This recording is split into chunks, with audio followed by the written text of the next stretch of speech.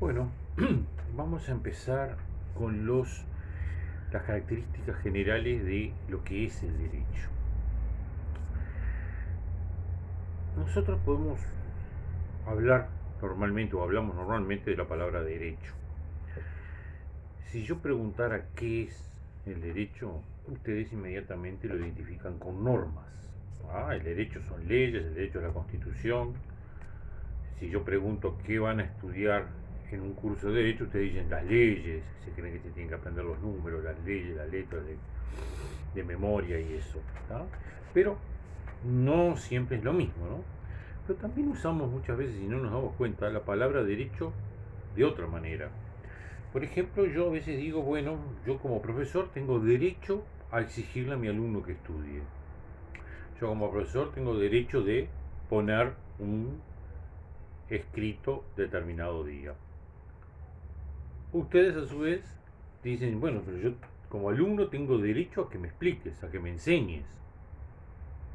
No, porque si yo estoy acá es para aprender y tú tenés la obligación, yo tengo el derecho de que tú me enseñes.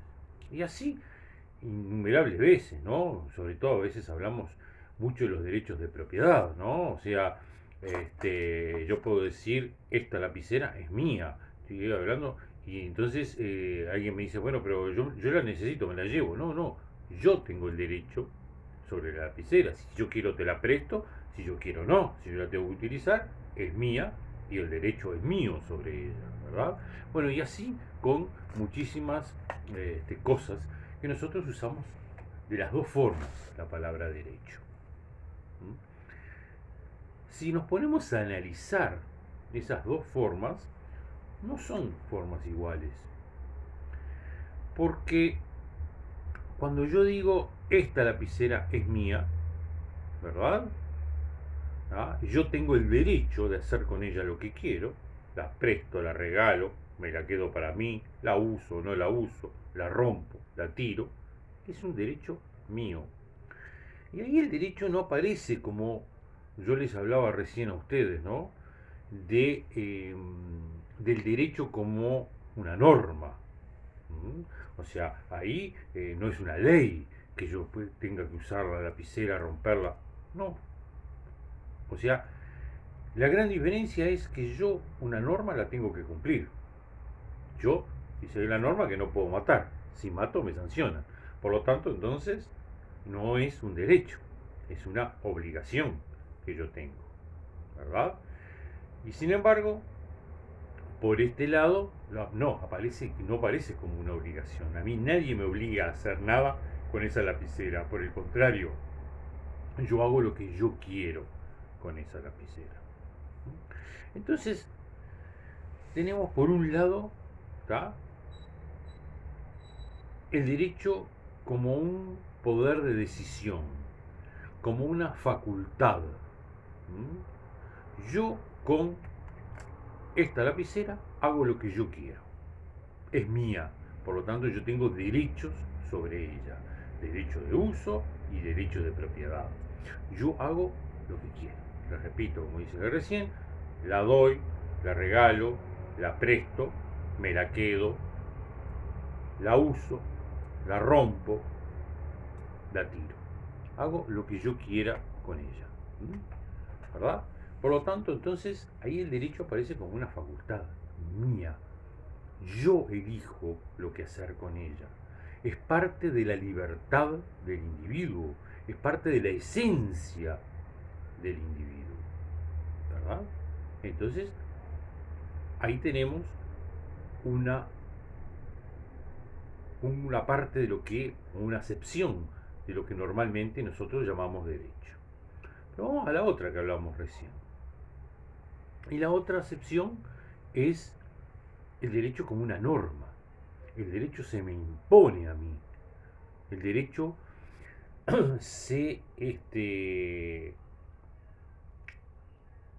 el derecho se me impone pero por fuerza superior. O sea, no es una norma que yo elijo. No, quizás yo elija ciertas situaciones y de esas situaciones deriven normas. Por ejemplo, yo elijo ser padre. ¿sí? Y del hecho de ser padre derivan normas. Entonces, ¿qué normas derivan? Bueno, la patria potestad. Entonces yo como padre tengo un conjunto de derechos y deberes que emergen de la patria potestad. Y yo no puedo decir, ah, no, pero yo elijo no cumplir esos derechos. Yo elijo no darle de comer a mi hijo. Yo elijo no educar a mi hijo. No, no tengo el derecho, tengo la obligación. ¿Por qué? Porque es una norma. Entonces esa norma se me impone a mí. Y fíjate que estoy hablando de cosas diferentes. Por un lado decía, yo hago la lapicera lo que yo quiero. Y acá ahora digo, la norma se me impone. Y sin embargo denomino las dos como derecho. Entonces mi pregunta es, ¿que estamos ante dos derechos? ¿Existen dos derechos diferentes? Y hasta yo te diría, te preguntaría, ¿existen dos derechos opuestos entre sí? No, la respuesta es esa, no existe. El derecho es uno solo. El derecho es uno solo. Lo podemos ver desde dos puntos de vista. Y aquí está la clave de por qué a las dos acepciones diferentes las llamamos derecho. Porque el derecho yo lo puedo ver desde dos puntos de vista. Lo puedo ver desde un punto de vista subjetivo, interior, mi punto de vista. Y ahí el derecho se nos presenta como un conjunto de facultades, un conjunto de prerrogativas. Yo soy dueño de hacer lo que yo crea conveniente con determinadas cosas. Entonces ahí nos aparece el derecho como una facultad. Es subjetivo. Yo hago lo que yo quiero. Quizás si yo diga, bueno, yo esto no lo voy a tirar para abajo desde un piso de mi apartamento porque le puedo dañar a alguien. Ahí estaría viendo normas exteriores, hay cosas que me condicionan, pero yo si quiero lo puedo hacer.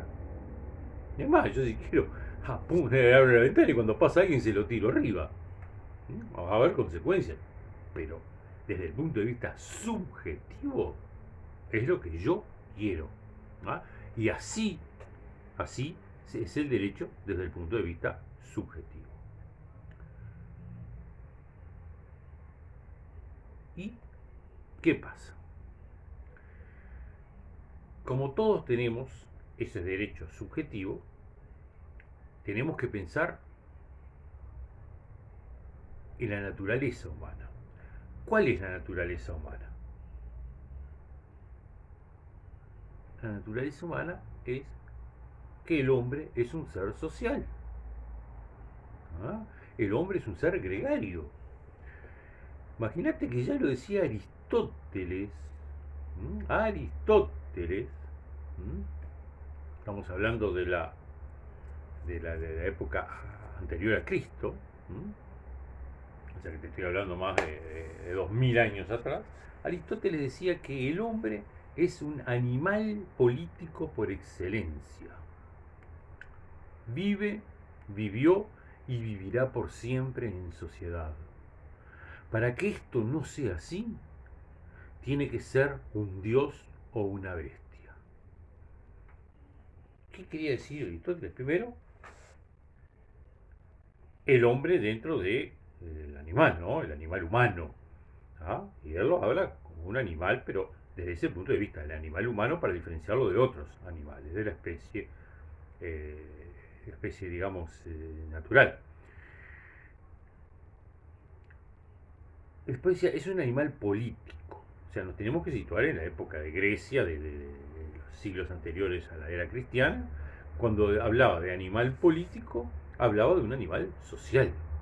De un animal que no sabe convivir si no es con los otros individuos. A eso se le suma que el hombre toda la vida, dice él, vivió vive y vivirá por siempre en sociedad. Eso nos da la idea de que es la esencia del hombre, que no puede vivir de otra forma que no sea en sociedad. Y por algo finaliza Aristóteles el pensamiento diciéndote, para que eso no sea así, es necesario que sea un dios, o sea, un ser superior al ser humano, o una bestia, un ser inferior al ser humano. Si no, el hombre es un ser gregario, es un ser social, y esa es la naturaleza humana. Entonces, ahí empezamos a tener un cierto, digamos, problema. ¿Por qué? Porque yo soy un ser humano que por naturaleza soy social, ¿sí? Pero también tengo mis derechos naturales, ¿no? Mis derechos naturales. Y en esos derechos naturales yo tengo lo que se llama libre albedrío, o sea, la libre opción de hacer o no hacer determinadas cosas. Bien, yo siempre, yo siempre digo que el derecho es un camino, ¿m? En el cual nosotros podemos ir bien por el medio, que es lo ideal, podemos irnos para un costadito para la derecha, otro costadito para la izquierda, y ahí vamos por los bordes. Pero también podemos salirnos de ese camino. Y cuando nos salimos del camino, estamos haciendo algo que no es lo correcto. Por ejemplo, yo les decía, yo tengo sobre la lapicera varias opciones, pero se me antoja un día abrir mi ventana y cuando pase una persona, ¡chup!, se la largo de punta a la lapicera. Es una opción mía. Es parte de esa libertad de opción que yo tengo, de esa facultad que yo tengo. Pero en el camino, que yo recién les decía, esa opción está afuera del camino. Y ustedes dirán, ¿pero por qué? ¿Por qué? Porque mi libertad, mi derecho está dañando el derecho de otra persona. Así como yo tengo el derecho a mi integridad física, o sea, que nadie me pegue, que nadie me tire una piedra, que nadie me pide un balazo, así como yo tengo ese derecho, esa persona que está pasando por abajo